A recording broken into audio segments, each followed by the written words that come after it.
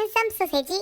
Alright everybody, we're back here with ENHYPEN reaction. Out of nowhere you may think we used to That's react true. to ENHYPEN songs and we sort of like lost track of where we were and all that and kind of stopped. And recently we had a chance to check out their concept trailer. Oh, that shit was Album trailer amazing. Yeah. for the Desire album, album. It was one of the best things that we've seen in terms of trailers. We got to do it during our hangout, so it's not available on YouTube, but we thought, okay, we have to react to an ENHYPEN song on YouTube for y'all. So here we are with Not Bad Desire, not yet, but Outside, which also has a music video. Again, it's been some time, so we don't know what kind of sound they're going for nowadays or what kind of sound this particular track will have. We're going in completely blind just based on the trailer. It's so freaking short. Oh, it's only 2 minutes and 20 The whole thing is 220, so I wonder if there's any type of intro or outro, it means it's like a 2-minute track. That is short. Wow, that is probably one of the shortest songs I've seen, if that's the case. Yeah, with a music video. Interesting. All right. Oh. Well, I'm ready to delve in. Let's just do it, man. 3, 2, 1. Click. Does have an intro. Wow. Almost 10 seconds. Even more. Okay. There we go. Whoa. Okay. Hip hop? Whoa.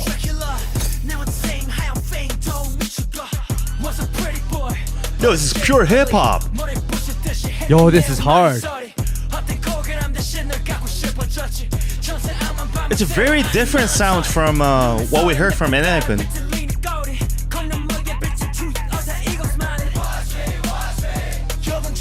Oh, it looks sexy.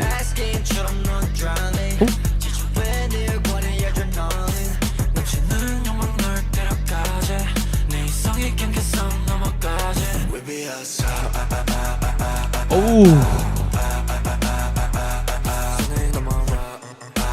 Ooh. Oh.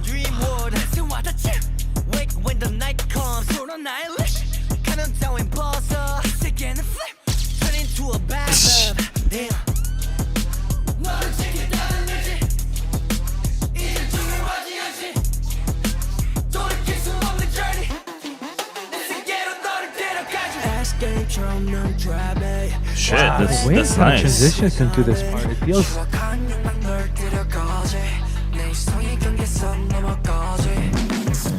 Wow, that was weird.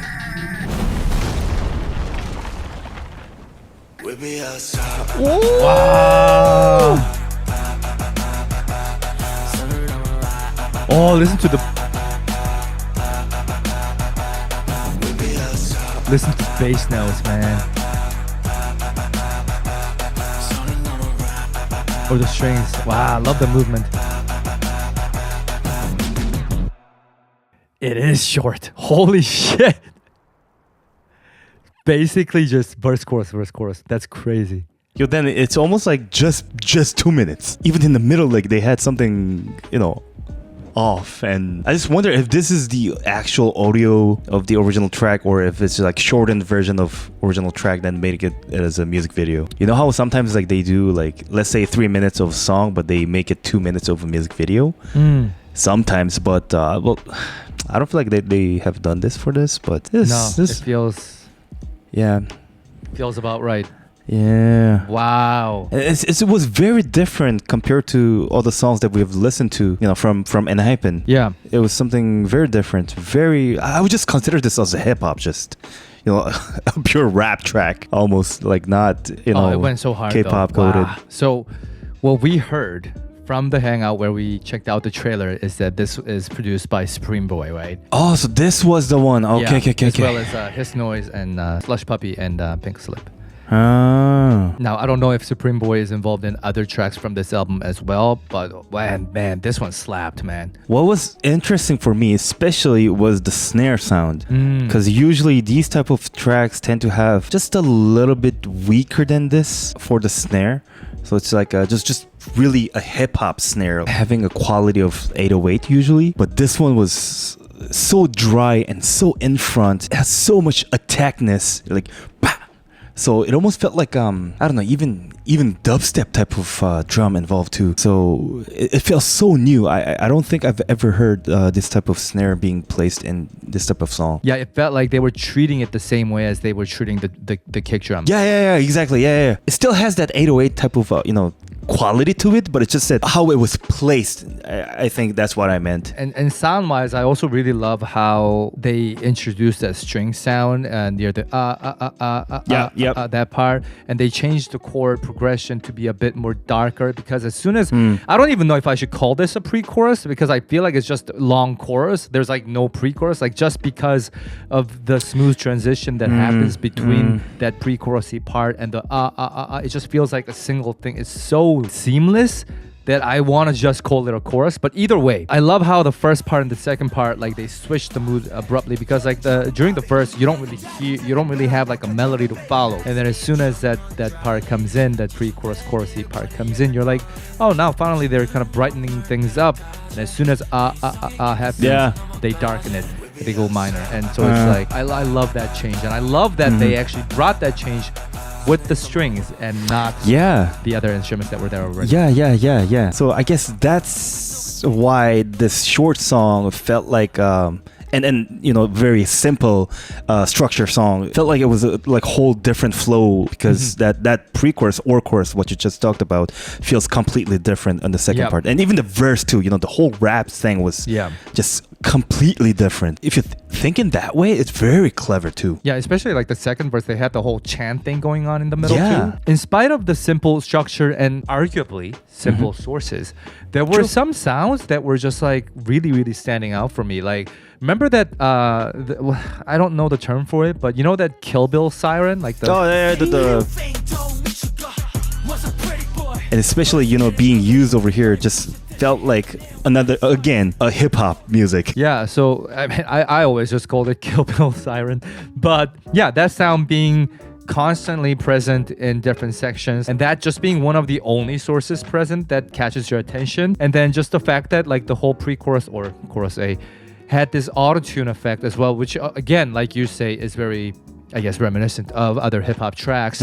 But it's just like the combination of very small amount or like small set of sources, right? It's not like bombarded with different sounds. It's just like a bass and a kick drum. And but it's just like like you say, the way they used it and the way they placed it, like the snare, like that siren, like the auto-tune. Not many things. I mean, track-wise, there could be many things, but like what you can pick up, there aren't too many things happening at once, but they're all very much important.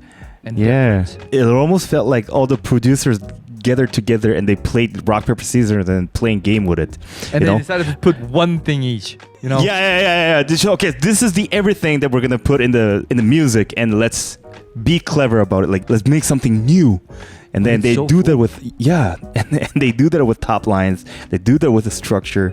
It's like the placement and everything. It's so clever. This is new. It's very good. I'm not used to talking about sources this way, because usually, if you've been on this channel before, when we talk about like, did you hear that siren sound? We're talking like we could pick up on that siren sound despite the numerous other sources being present and all being played at the same time. But this one was like, that was the only thing at that moment. And then the snare, that was the only snare that was there. Right? Like, it's just like you can count in one hand like all the significant sources and sounds. And even the strings, like on the chorus part. I'm not sure if the chorus, the first chorus also has the strings, but if I just focus saying that, this is a string, then I can hear it as a string. But if this is a synth, I can hear it as synth. But I would just talk like as if that was a string too.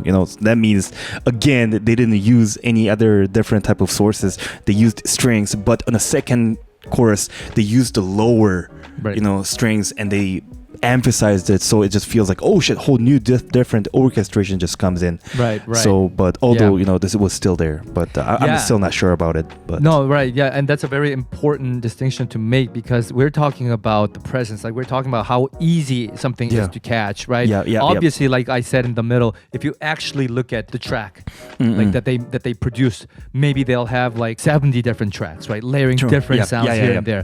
But it's just the way they structured it and created the sound so that when you just listen to it without paying attention, you can clearly pick apart a number of sources and that's it. It doesn't feel overwhelming. It's like, the siren, the string, the bass, the drum.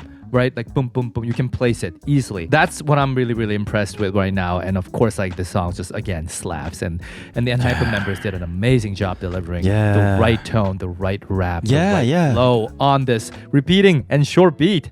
All different. All different again. The top line is different. The rap sounded different. I'm so happy with this one. Wow. Now, my guess is that the title track, was it Bad Desire, as well as some other tracks, they'll have a completely different sound, especially for the title track. Usually, I feel like we'll be able to find the usual ENHYPEN sound here and there. But what's important is we're so happy that we got to return to ENHYPEN with Outside, because this is something new. We love new sounds. We love this type of sound in general as well. So, yeah, it just really got us hyped to check out more ENHYPEN. Hopefully, we'll be able to do that a lot more frequently. So let us know if you want to see us react to Bad Desire and other B-side tracks from this album, as well as the other tracks that we've been missing. That way we'll be able to react to more ENHYPEN down the road. And of course, let us know what you thought about Outside and what your impression was when you first heard it. And if you have any other questions regarding what we said today, then comment down below. We'll try to help you out. Otherwise, we'll see you hopefully in the next ENHYPEN video. So take care until then, everybody. Bye-bye. Emily Bermil, Lila, Big Papa K, Alex, Mekje, Nino, Kaya Y, Sasa, Jessica Fen. Ellison Reyes. 아니, 저는 리버티가 아닙니다. Jen, Joey, Paul Isam, Eureka Paprika, Celebi, 소쿠리즈, Chucky, Mad Becca, Ant Butterfly.